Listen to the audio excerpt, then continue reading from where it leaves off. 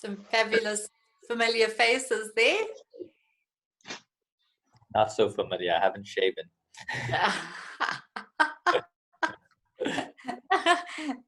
I'm not going to reveal whether I'm still wearing my pajama pants or not. That's going to be our secret. Nobody needs to know on Zoom. There we go. Raven, hi, how are you? I'm very well, thanks. And how are you? Very good, thank you. Good, good. Thanks Hello, for joining. everyone. Thank you. Thanks for having me. Hello, Lisa. Hi, I can't see the face, but I can hear a familiar voice. Can you not see my video? Oh, there you are. Hello, Ari. Good to see you. Yeah, fine. How are you doing? Very good, thank you. We're getting a host of people coming in. So I think we're going to probably be muting everybody. And then, yeah, for those of you who I don't say hello to individually because I can't hear you, then just I'll catch up with you afterwards. But we're going to be recording this session so that people can access it afterwards. So if you haven't already muted your mic, if you just could for the moment, and then I'll catch up afterwards. A little bit of free publicity.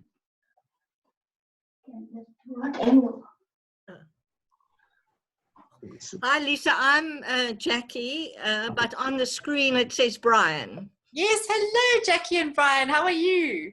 Oh, we're very well, thank you. I'm so excited about this. First time to do a webinar, so I'm really excited.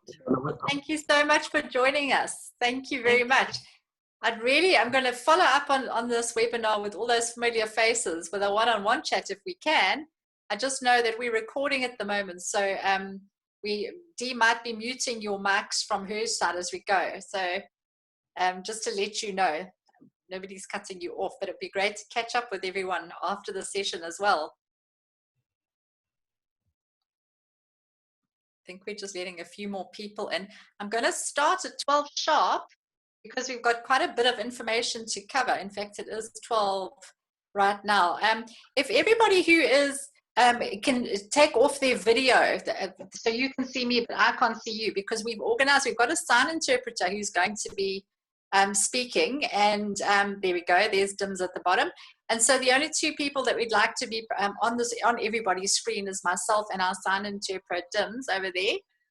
So if you can just get rid of your video, that would be great. It just helps us manage the viewings. I think Jackie, I can still see you. If you can just switch off the video, thank you. Andre and Atia, I can still see you. If you wouldn't mind just switching your video off.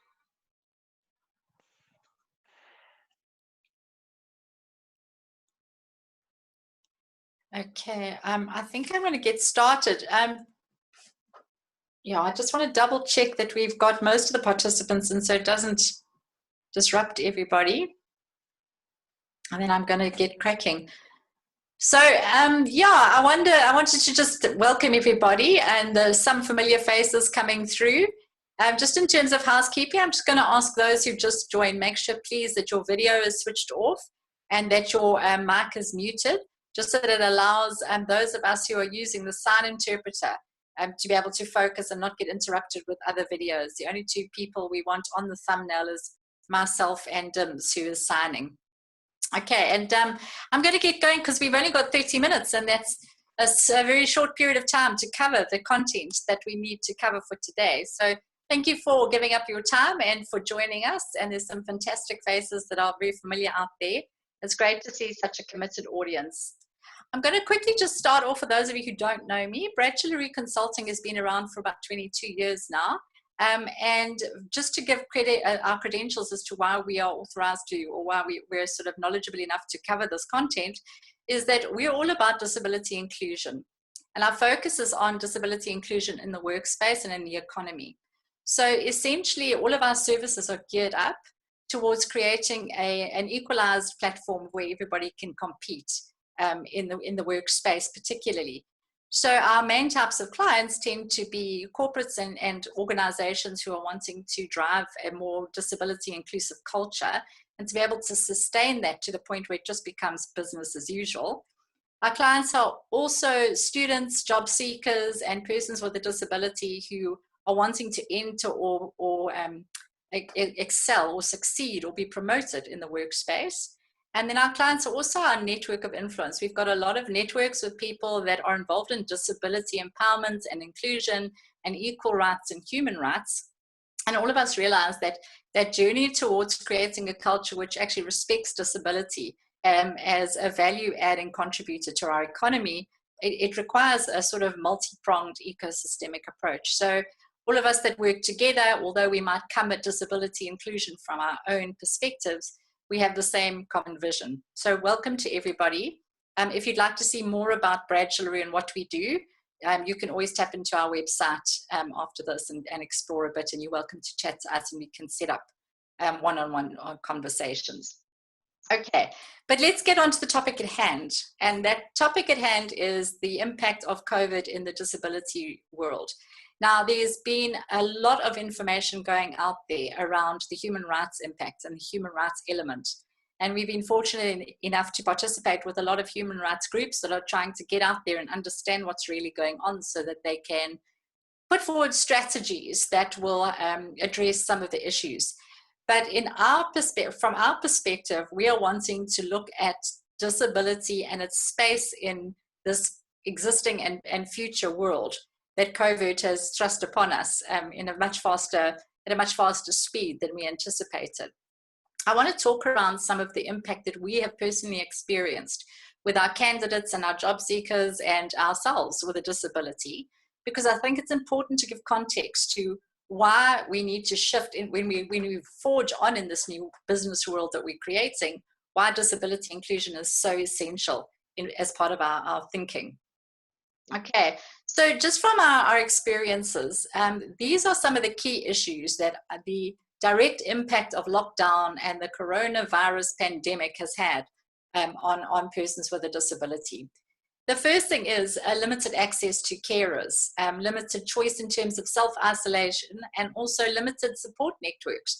This is a very real concern because I know that for me, for example, I live independently thanks to my assistive devices, and I live in an estate, and I can generally manage day to day, but if something goes wrong with one of my assistive devices, I need a plan B. And the other day I wanted my mom to come and save me because one of my assistive devices had given up the ghost for the day. And we had a problem getting her access into the estate because the estate protocols of lockdown are that if you want somebody to come into the estate, you've got to fill in reams of paperwork and you've got to make sure that they've got special licenses and they can produce these licenses and the security stamps. And it's a real rigmarole, which is all well and good unless you're dangling from the ceiling at 2 o'clock in the morning because your ceiling hoist has stopped working. So to try and get them to flex on that policy to allow access to her to my mother without all the relevant paperwork became quite a mission. Now that's me in my situation. So you can imagine out there, those people who rely on the support of friends and family and a network of people to assist that aren't formalized carers and aren't formally employed. That has become a real issue that we need to consider. So we need a degree of flexibility there when it comes to how we're going to allow people to have access to those resources. The obviously other concern is the higher health risk that persons with a disability may have. So given the fact that some people might have related healthcare issues, for example, I'm very healthy, but I don't have strong enough muscles to cough properly. So if I was to contract the coronavirus, then I would most likely need medical care. Now, if you look at the medical system in a disaster scenario, they have to follow a decision-making triage, which basically says that if you're kind of looking like you're not that strong, you may not get access to the medical care that you need because there's limited resources to share. So there's the concern there that if I get sick, then I'm obviously going to be a lot more predisposed to becoming very sick. Will I have access to medical care? And if I do get that medical care, how low down in the decision-making of the probability of recovering will I fall? And that's, again, just me. So take that out there in the communities where people don't have access to private healthcare. Aside from that, we might need to access healthcare for other reasons. So we might not have the coronavirus, but we have other related asthmatic or other related conditions. And with resources being tapped, like fully exhausted at the moment in the healthcare industry, are we going to get access to that medical care? So those are other issues that really need to be front of mind when we're formulating our strategies. Also, we have a look at the support that's offered at our educational facilities. Now, I'll just share an experience with you. We've got a number of bursary recipients that we have on a bursary management program that we run. And they have disabilities, and when it comes to having a use of assistive devices, up to now, they've relied on the libraries of the universities that have Zoom text, or they have larger screens, or whatever assistive device that they need. Now, come lockdown, you suddenly have got to go home and you don't have access to these assistive devices. So a lot of the coaching and the sort of help that we've been providing is trying to find novel ways to get around some of these issues. And it might be that we are literally WhatsApp voice noting paragraphs out of textbooks to help the person in the meantime, to something a bit more advanced, like negotiating with your textbook sales bookshops to allow access from these students to go into an audio book version of the text material. So there are ways that we can get around this, but we've had to be very creative because there wasn't a lot of time to prepare. So for people who have access to educational issues and they need the support of an education system that don't have that anymore, the impact is going to be quite significant. If we also look at the fact that everybody right now is under a lot of stress, they're feeling very anxious, and there's a lot of uncertainty, routines have been turned upside down. Now, if you look at individuals who have psychiatric or mental disorders or behavioral disorders, where they have to try and them or their families have to try and manage a completely different dynamic. A friend of mine, her child has autism, and routine and structure is absolutely essential to his coping mechanisms and how he moves from day to day and sort of succeeds. And this has obviously been turned on its head. Now, fortunately, she's got a support structure to help her, but what about those families out there that don't have that support structure? It leads very much to the concerns over increased neglect or abuse that might emerge. So this is another thing that our strategic intent needs to consider when managing this disaster. We also look at inaccessible information. Now, I think most of us have experienced that when we've been trying to navigate the TERS and the different small business recovery systems, where we're trying to find out how to do this and how to do it correctly. You just exacerbate that by 1,000, and you've got somebody with a disability who isn't able to access that information in a format that they can read or that they can have access to. So it's been great that we've been trying to get a lot of information out there about wash your hands and, you know, how to stay safe. And we've been doing that in lots of different formats. But in terms of the actual, the relief information, how to go about applying for UIF and that sort of thing, it's not always been shared in an accessible format. I was very pleased to see that whenever our president comes on and he presents on TV, there is a sign interpreter. But then that information goes out there, and how much of that other information out there has been made accessible. So we need to consider that. From my perspective, and this is why this webinar for me becomes a key focus, is the reality is that people with a disability are going to be far more susceptible to losing their jobs over this time and to getting their jobs back again once our economy starts to sort of mobilize again and move in the right direction. I think my concern is that the disability inclusion agenda that has only just started to gain some level of priority in our organizations is suddenly going to drop down to the bottom of the pile again. And so for us, I'm very concerned. If you have a look at the extreme demand that's going to be placed on our social welfare system and our social grant system, my concern is that now you've got to share that pot amongst a lot of other people. And again, I'm concerned that the disability dynamic is going to be dropped in terms of priorities. So what do we need to do about this? Again, I said that there's a lot of people that are part of the human rights organizations that are doing fantastic work around trying to understand and address and mitigate the risk when it comes to some of the issues I've raised.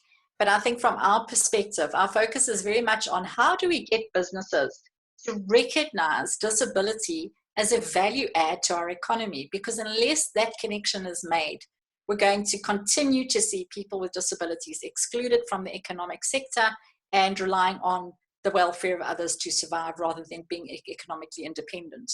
Okay. I do think that it's been quite interesting how disability has become, we've all kind of just had a little snapshot of what it's like.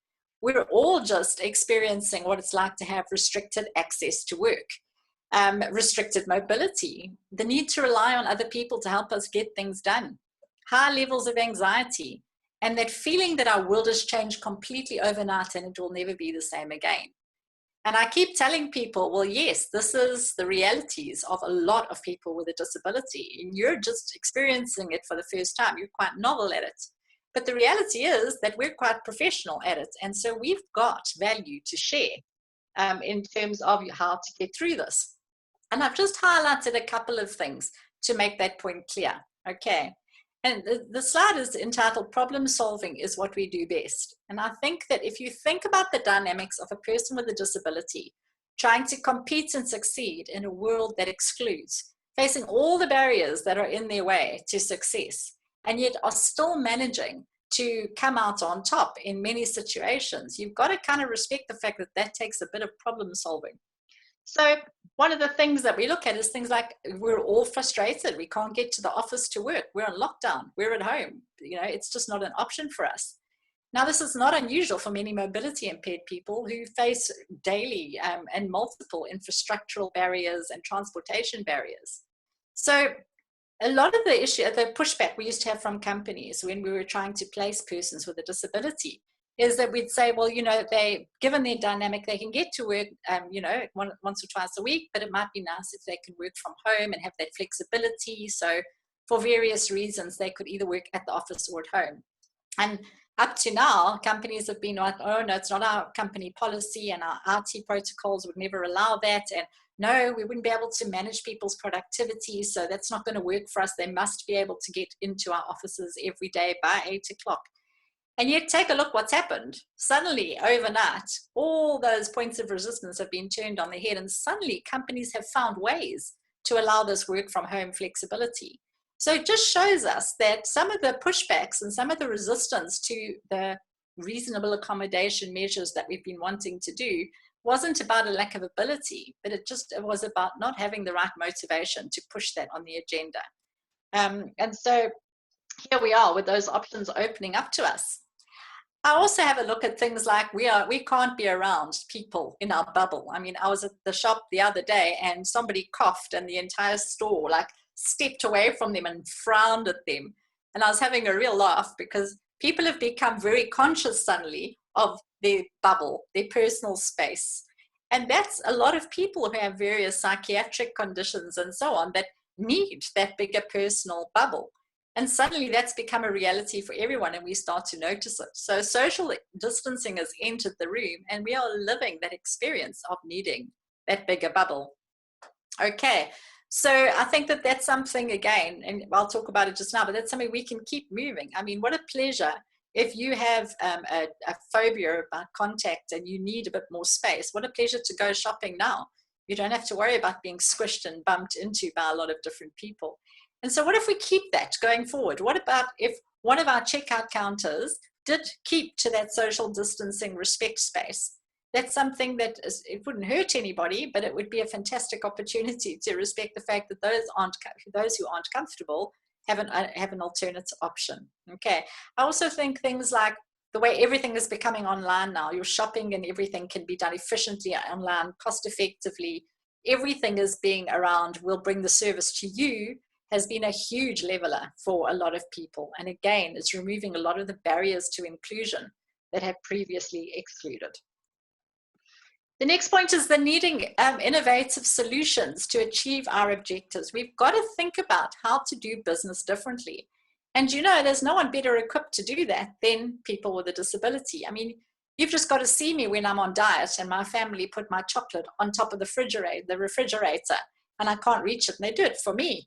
You must see the contraptions that I have devised. If it's not the barbecue tongs strapped to the broom handle with duct tape and a string so I can flick it up onto the top and scoop my chocolates off, I've come up with a million different solutions to problems that are no longer problems for me. And thinking flexibly, what people with a disability have had to do is they've had to be able to adjust the way they do things, little and often, to resolve problems and to be able to find an alternative to the way it's normally done. And I think that that's something in business more than ever. It's that kind of skill that we really, really need right now. The next thing is that it's been a real issue. You know, here we sit complaining that we can't travel, we can't attend conferences, we can't attend meetings, and travel and accommodation has become a real barrier for us, for everybody right now. And I chuckle and I think, well, yes, this is not unusual for a lot of people who are, for example, wheelchair users that travel a lot and have to think about every potential barrier from here to there. You know, you have to fight with the airline. You have to fill in a massive medical form for them to even let you on the plane. And then you have to fight for, you know, where you're going to sit and if the quotas of people with a disability have been exceeded, so you can't go on that flight. And then when you get to your destination, is the hotel that you're staying at really wheelchair accessible? So those are all things that had to be considered and were potential barriers for all these global conferences. Now, I've just been invited to present at a global inclusion forum, which is going to be the first of, well, one of the first global conferences that has all been held online. So what a fantastic way to disseminate and get that information out to people in a professional setting without having to navigate the dynamics of travel. So that's just the logistics. Now let's have a look at some of the other value adds that persons with a disability can bring to our economy that we can learn from in the way we move forward. I look at determination and resilience. I think that, and a lot of you will be able to relate with it, you know, with me on this point. For those people that have acquired a disability, whether it be a suddenly acquired disability where they wake up and their life will never be the same again. They may not be able to walk after an incident that's happened, and suddenly the world is turned upside down for them. What about people who have a progressive disability? So they know that every week might bring a new challenge. These are all experiences that we are all feeling right now, that overwhelming fear that we know the world has changed forever. And I think one of the major lessons that we need to learn is that for those persons who have acquired a disability and those who have been able to be given a bit of a nudge, have those mentors, have those coaches, have those people who influence them positively. They've learned to understand that, yes, the world has changed forever. Yes, it is never going to be the same. But that doesn't mean to say it's going to be a bad world. It's just going to be a different world. All you need to do is learn how to navigate that effectively. And I think that we can learn lessons from a lot of people when it comes to that. And that needs to be shared with our employees who at this stage are actually just battling with the concept of massive change. From a determination and resilience point of view as well, just that impact that we're all concerned about our jobs, we're all concerned about how we're going to be able to add value to business. And all of that has just been bought because of one policy, one law that came in and said, business will now cease, full stop. Now, we've just experienced what it's like to have an organizational or a policy-based barrier that has prevented our ability to work. If I have a look at something like a health and safety policy, that is a blanket policy that says nobody with a disability can work in this environment because they're at high risk. Now, that is a one-size-fits-all that you can argue to the hills that that's not true. Not all people with a disability are high risk. It's a case-by-case decision-making thing, but it's the inflexibility of a policy that is going to have a negative impact on the world. And what we're trying to, or what we're learning right now, is we have to be flexible. We have to allow for a degree of change.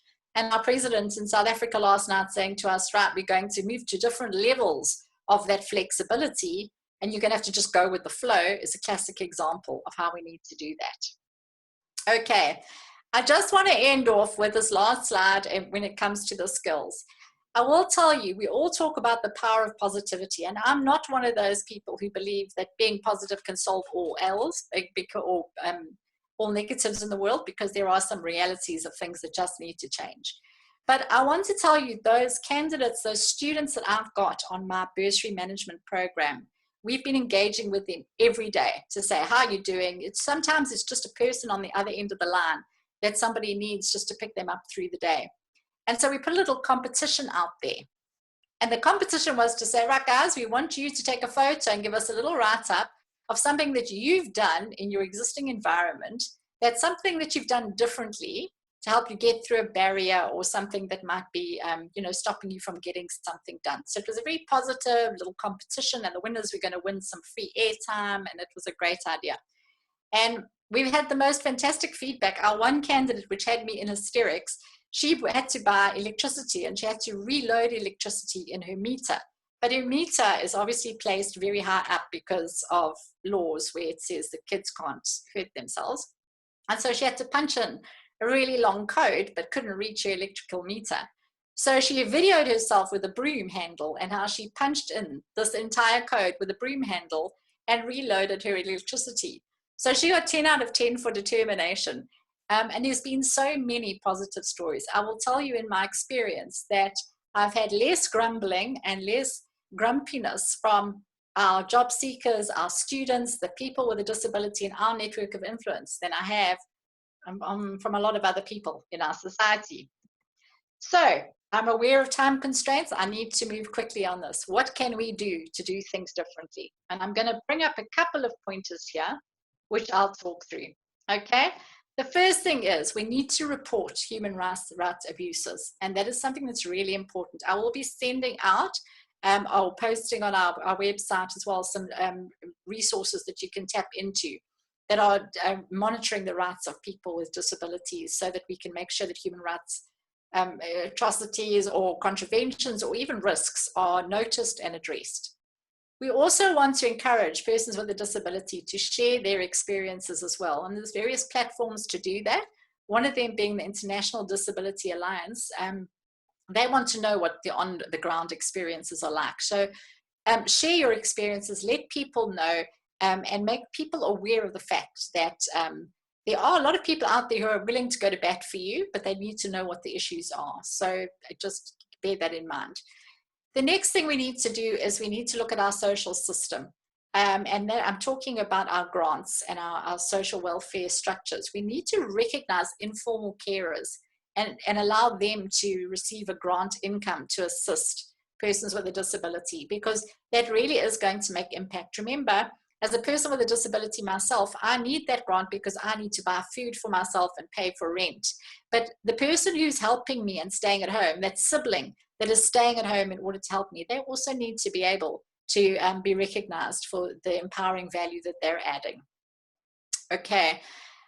The next thing I want to talk about is just offering individualized support. And I will tell you, through any business model that you're doing now and in the future, the thing about disability inclusion, and it's a key success factor, we need to create awareness on a broader structure. So the disability awareness training, the sharing of diversity messaging, showing how disability is just diversity, and after a while, all diversity just becomes normal. We just need to know about it. That's absolutely important. But another critical success factor, which we employ, is that every person with a disability that we engage with will have direct access to asking for specific and relevant information about their particular case. So we've got a system called ODIN, which allows, it's an online disability inclusion system, and it allows all of your employees or your learners or your grant recipients and your bursary recipients to be loaded on the system. And the other day we had one of those, I'll give you an example. They messaged and said, I'm on the Gautrain train. My wheel has just literally fallen off my wheelchair. I'm going to be late for work. My manager's going to be furious. I don't know what to do. Can you help me? And we were able to mobilize and give her the contact number of somebody who could come and fix her wheel. We told her what to do with her manager, and we sort of disaster managed her situation. That allows her to be equipped with the skills in the future. It allows her to retain her income, to retain her job, and to get on with business as usual. So we've got to look at structures and strategies that include broad policies, broad awareness training, broad protection services, but also doesn't lose sight of communication methods where you can keep in touch with individuals in these specific scenarios. Okay. I'm going to just skip through now. The last thing I want to just talk on in this slide is to talk around the demographic. Don't exclude disability as a demographic in your market research. A lot of companies are going to be doing market research to say, how are our customers going to respond to our new ways of doing business? What do they want from us? How can we shift our business strategies and approach to feed into those new customer demands? And so there's going to be a lot of research that's going to be going out there. And I'm going to really ask, do not forget disability as a dynamic. I always have a chuckle when I go and they're doing in retail, and they're doing these surveys in retail to say, well, why did you purchase that product? And I always go, well, because I could reach it on the shelf. That's how I choose my brand. And it's nowhere on their market research form that they can put that dynamic in. So we need to recognize that disability is 15% of our world's population. It's a massive demographic. And you put their network of influence, and you've got a huge consumer pool that has completely been ignored up to now. So we need to start recognizing the value that disability has to bring to our business in the way we do business, in the way we strategize what our business is going to look like, and also in the way our consumers are going to be purchasing. Don't forget that demographic. Okay. I just want to touch on 2 points about how to apply our learnings of the value of disability. And all of this information will be on our website as well. But just to let you know, from our education system, I cannot overestimate how important it is to start thinking inclusively in the way we're remodeling how our education system is done. If I have a look at how many of my daughter's friends and my friends' children, how their schools have shifted straight away to doing online teaching. Now, what's fantastic about that opportunity is it really facilitates it really facilitates inclusive education, because you can have your large screen, you can have your assistive device, you can have your carer there to help you. There's a lot of barriers that it removes. So when we are looking at our education model, you must remember that it's not only making it inclusive, looking at our online solutions, it becomes really, really essential. And it's not just going to benefit kids with a disability.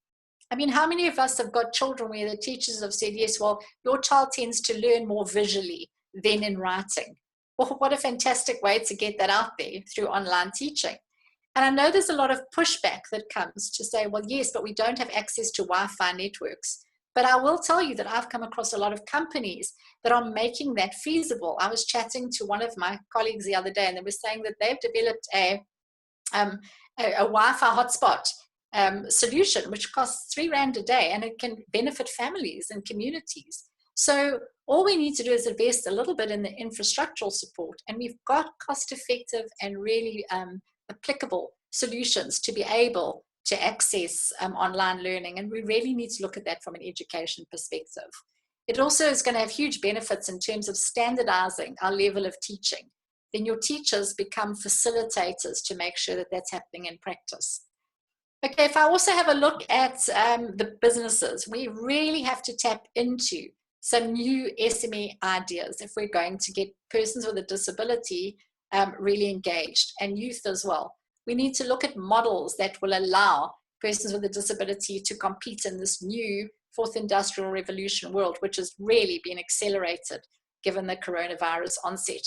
So if I have a look, and it really saddens me that a lot of the tech hubs and business models for creating tech hubs to teach people coding and programming and so on, how many of them are popping up and they haven't even thought about disability as part of their model of learning. And that's something that we really need to address very quickly. Okay, I'm going to just move on because I know we're running short of time. Now, I'm going to bring up the last slide here, which is about what do we need to do as companies, as game changers, in order to ensure that the message of the value of disability to business and to our economy and to our society is going to get out there consistently. Obviously, I brought my ODIN icon up here because we have such a solution, but it's whether you use ODIN and our solution or whether you use your own internal platforms or another service provider, it doesn't matter. What needs to happen is that you need to have ensure that you have these components. Okay, you need to have a catalyst where that disability awareness training is disseminated, not in a sporadic once a year on-site training thing, but it's an ongoing and consistent way to get information out there.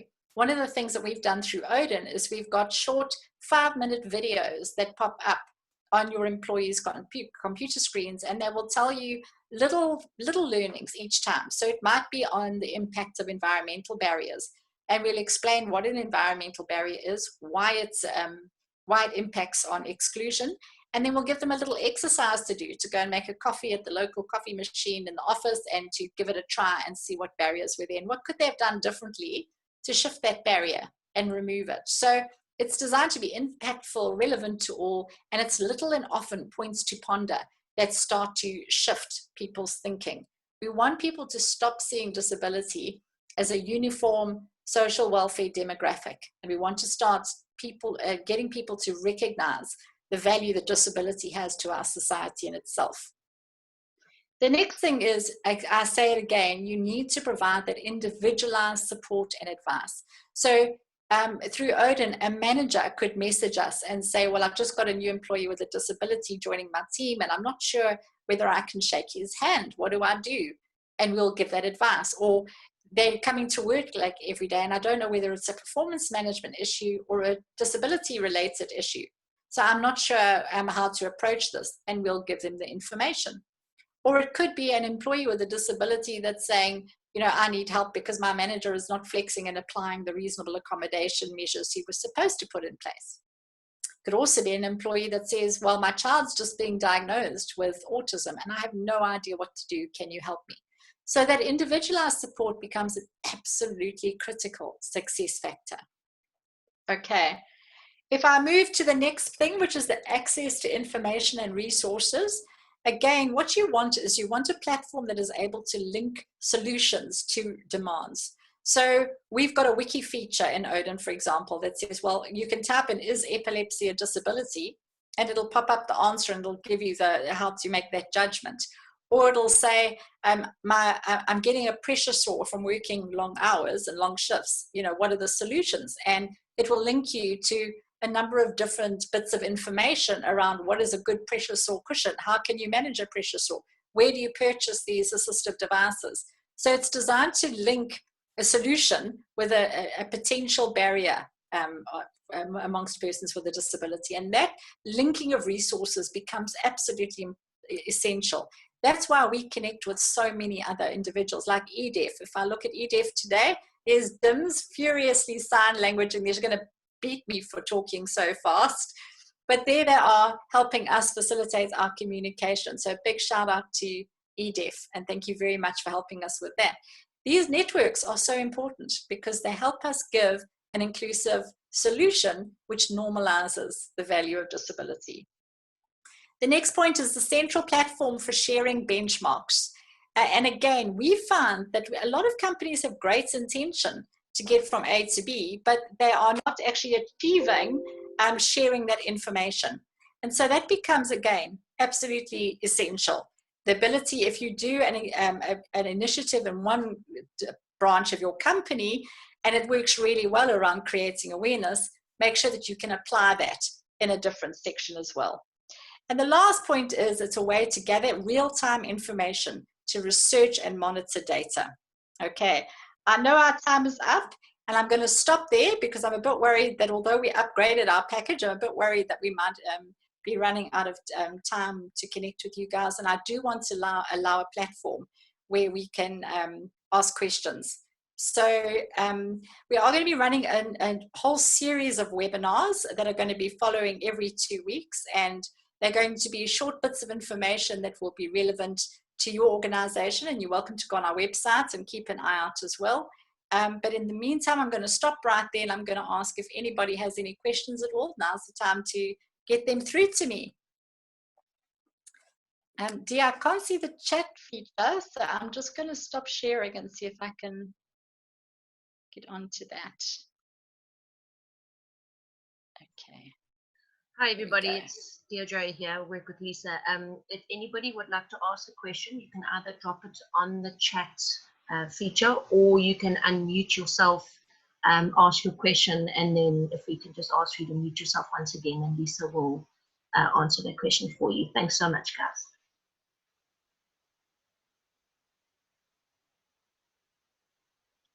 Okay, I'm just having a look at the questions now. You're welcome to unmute and let me know if you have any other questions. I'm just looking at the chat. Good afternoon. I have audio, but I do not have visual. Oh dear. Alex, can you can't see my video at all? Yeah, I don't know. For a split second, I had you, but unfortunately, I don't have visual anymore. But it's fine. I'm coping with just the audio. Let's not mess with a good thing. Okay, Alex, well, what we'll do is we'll have access to watch the webinar again. We'll put it on our website in the next week or so. And so you can always just go and re-watch it from a recorded perspective, okay? You know, while I've got you on the line, I beg your pardon. I did submit a question when I filled in the registration form, but I'm really sort of wondering, since COVID-19, how is this going to impact on business development for persons with disability, for job creation from home? Is the digital village infrastructure going to get beefed up?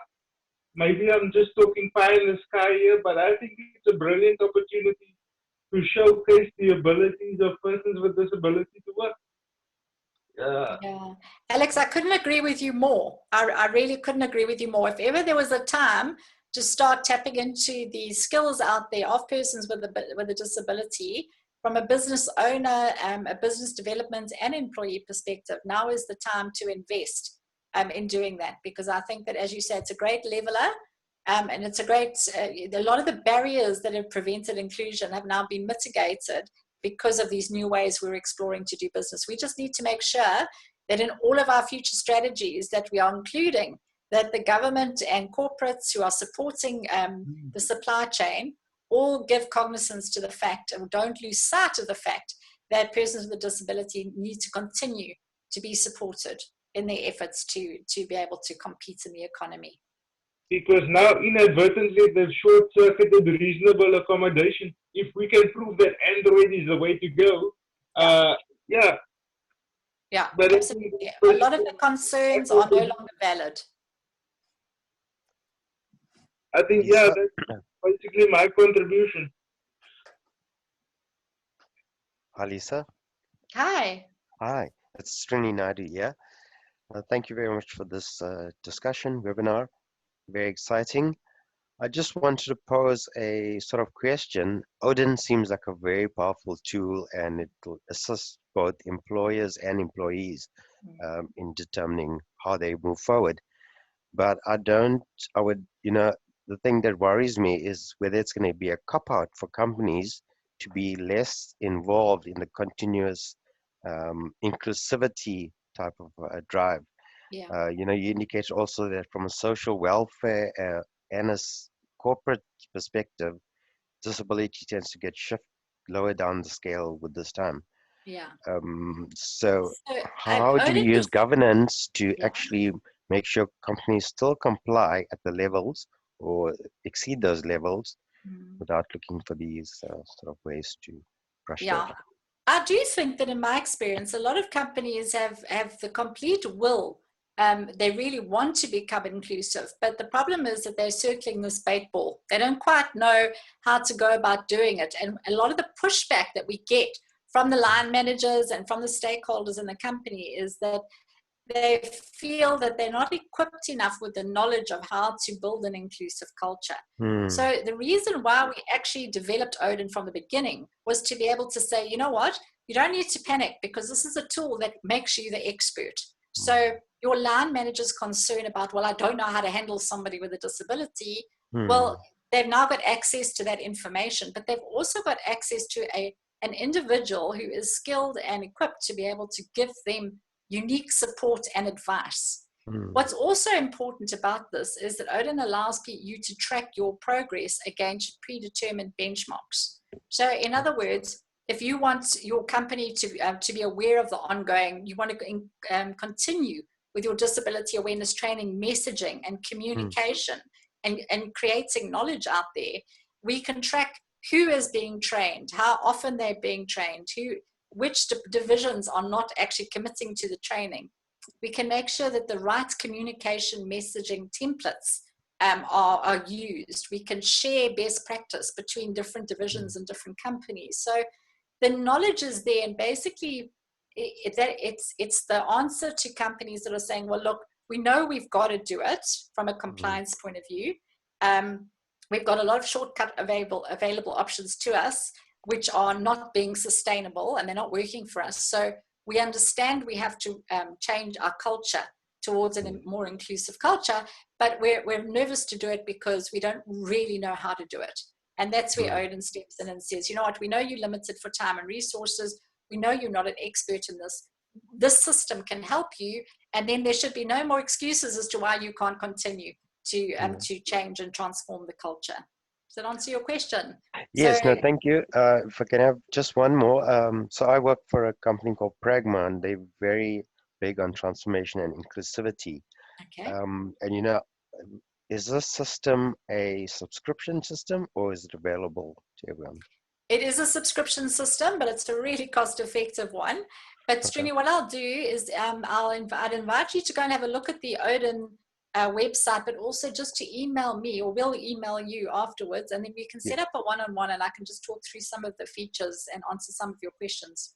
But it definitely is designed for organizational support, and it's a subscription based, but it's a really, really budget respecting subscription. Please do call me. I'll really appreciate that. Okay, we'll Thank do. you. Any other questions? Can I just have one more question? I don't mean to monopolize anybody's time, but Sure. once we've dealt with the technical infrastructure, what are we going to do around the paradigm shifting, particularly in South Africa, where the only means to employment, especially in corporate sector where I come from, is learnership, learnership, learnership. Yes. Are we going to move away from that sort of constant childing of disabled adults and just increase the youth limit? So, am I being inappropriate with this question? You know? No. I'm very well known to speak out about. Look, learnership certainly have a lot of value to add. And there are a few service providers that I work with that are really committed to doing the process correctly so that it results in absorption and proper upskilling and a proper entry into the economic, the career market. But there are a lot that are doing it very unscrupulously and are having absolutely no impact. And I know amongst our candidates with a disability, the word learnership is becoming a real swear word. So I understand what you're saying. I will tell you that I think that a lot of companies who've gone for the shortcut, quick fix, outsourced learnership where the person doesn't really get any experience, they're realizing that retention has become a huge problem, that loyalty to the learnership program has become a questionable, and that it's not a sustainable solution anymore. So in my experience, companies almost have to go through the journey because they need to know what doesn't work before they can move towards what does work. And things like our supported bursary management program and those sort of initiatives are starting to take over from a lot of your learnerships that are not done correctly. So we too are on the same fight against that. And I think that there has been more and more organizations are noticing that this traditional way we've been doing learnerships hasn't been done correctly. But a lot of learnership service providers that I've personally dealt with have also recognized this and are wanting to move away from that model to a more empowering and upskilling based model. So yeah, in reality, we're going to see massive job losses right now. In reality, the entry into permanent employment for a lot of persons with a disability is not going to happen. And so in reality, a lot of persons with a disability are saying, well, we'll take the learnership until something better comes up because at least I'm eating. Yeah. Obviously nonsense, but by the same token, morally and morale boosting, you don't want to be almost 40 years old and still have to write your matric over and over again. And that's a big part of the problem. And I think recruiters and labor brokers need to be workshopped around that in terms of sensitizing, For sure. But maybe that's just me angling for work as a trainer. Alex, I will tell you, we are going to be having another webinar, which is going to be on precisely this topic. So I'll definitely invite you to that. And I think it's something that's very valid that we will be covering in one of our future programs that we'll be running. Just watch out on our website, because we are going to be posting all the different topics of webinars that we will be assigning dates to, and we're inviting you to join. I'm going to tell you, pop it on Facebook and everybody can see it, yeah? I will do as well. Don't worry, we've got a very active Facebook site, so it will be out there. Much appreciated. Thanks very much. Such a pleasure. Any other questions? I know we've run horribly over time, so I just want to double check if there's any other questions. Can you hear me, Lisa? Yes. Jeremy. Hi, Jeremy. How are you? Hello. Yes, well, how are you? Thank Very you for good. the day. Been great. So I'm out in the streets a lot in my wheelchair. I've got a free wheel, and that's my exercise and so on. And what worries me at a more national level is that there isn't an effective campaign to make streets of mainly the urban centres accessible. I mean, some of it's just atrocious. I mean, my city bus in Cape Town is fantastic, but you get off, for example, in Long Street, and if you go left or right, you've got a massive pavement to jump off. So, and if you think of something like the treatment action campaign, which was much more of a binary situation, lobbying or activism will only work if it's done on a broad scale and it's done at a national level. Can do it at a local level. And I just wondered if you're involved in anything in that, anything around that. I know Ari does his part. I see he was on the list. Yes, yes. But I just get frustrated about it, actually, because I haven't got the time and the wherewithal to do something like that. But Jeremy, I will tell you, again, I'll message you afterwards. We don't personally get involved in that hands-on. Again, our focus is a lot to do with workspace. But we do have a lot of networks that are more involved in that dynamic, which I can put you in touch with. But I also just want to tell you, I was doing a disability awareness workshop at a conference in Amsterdam about a year and a half ago for the Sapariba Diversity Conference. And so I was zooting around Amsterdam in my wheelchair, which is now completely an accessible city because of bicycles. So the reality is that they'd accidentally built a really accessible city for wheelchair users because of the need to have bicycles in the city. It was really quite interesting, but it was a fantastic example to show how easily and cost effectively it can be done. The only reason why it's not is because it's not front of mind. And we have a Buildings Regulations Act in South Africa that specifies how it should be done. Our problem is monitoring and implementation of that, which is not an uncommon frustration. But Jeremy, I will, if I could ask you to pop me an email so I've got your details, we'll have you on the register. I will send you some information afterwards and see if I can point you in the right direction. But there is a huge need, I agree. Okay, I just wanted to mention quickly, Stellenbosch is a client of mine, which I do work in the universal access field. Yeah. They want to decongest the town of vehicles because there's just too many vehicles.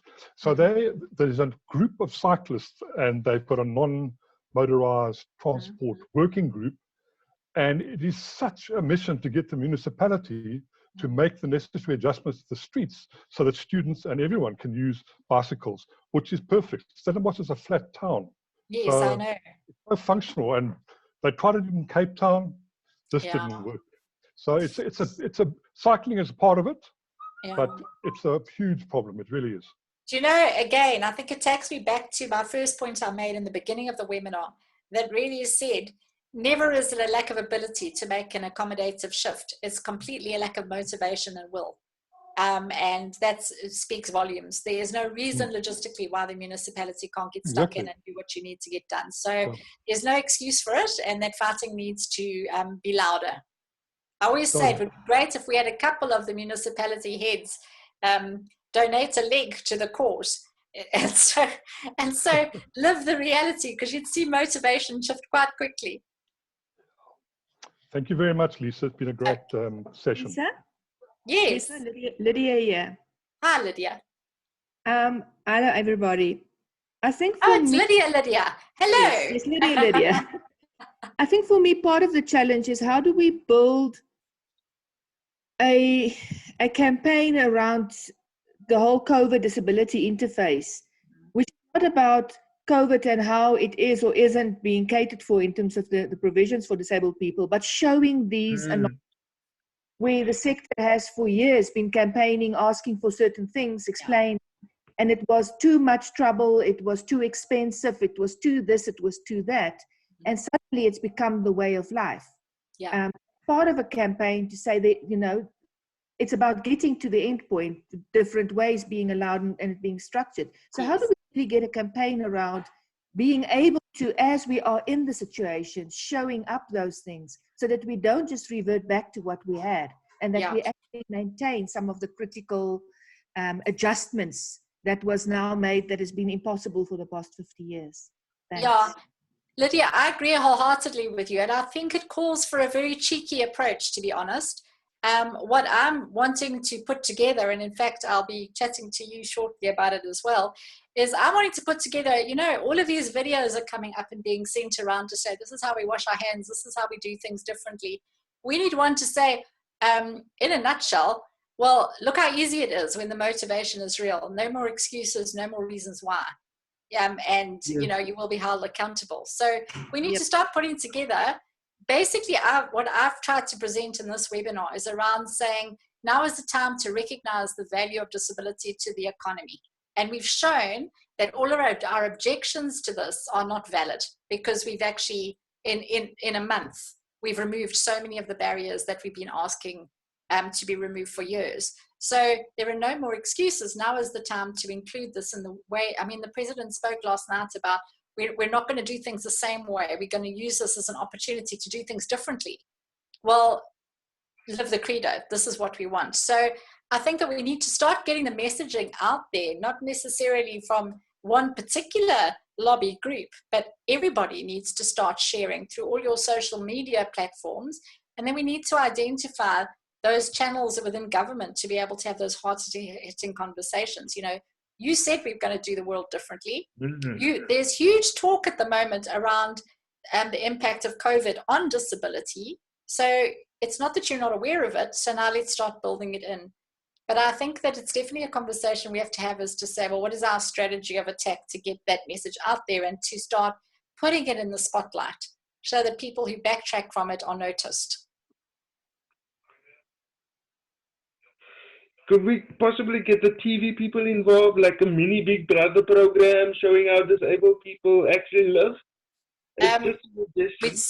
We certainly can. I'm quite excited about the idea of maybe holding another Zoom meeting with, perhaps if you want to just send us your name and details if you're interested in picking up this conversation in a different meeting forum, then it might be a nice idea for us to put our heads together to say how we're going to formulate this concept. Do you agree there, Alex and Lydia and Jeremy? 100%. Yeah. I'm going to have to call this webinar to a close, but I really, as I say, I would like to pick up the conversations with some of the points that have been raised in individual or separate meetings after this. Would everybody, if you could, I could ask you just to pop me a mail if you're interested, and then we can set it up directly. I'd really enjoy that and see what we can do there. Definitely. Lydia, it's nice to hear your voice again, I have to say. Thanks, Amal. Same here. Yeah. Any other questions? Thank you. No, I just want to say thank you, Lisa. But I've got one point to make, and that is that COVID has shown us how big the inequality gap actually is. So I fear that there's going to be much more government focus and energy and money going into that, and then disability becomes less important, which is why we need to be more, more active in making our point for whatever it may be, because one side doesn't fit all with disability.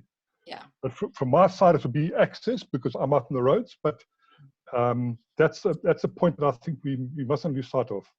Yeah, I think, you know, depending on where our particular disability inclusion agenda is lying, whether it be in inclusive education or inclusive infrastructure or business, we all have to be able to tackle it from a multi-pronged approach to get this message across. I think it definitely, in the webinar, I did raise one of my concerns being the fact that disability inclusion is going to drop down to the bottom of the priority list again.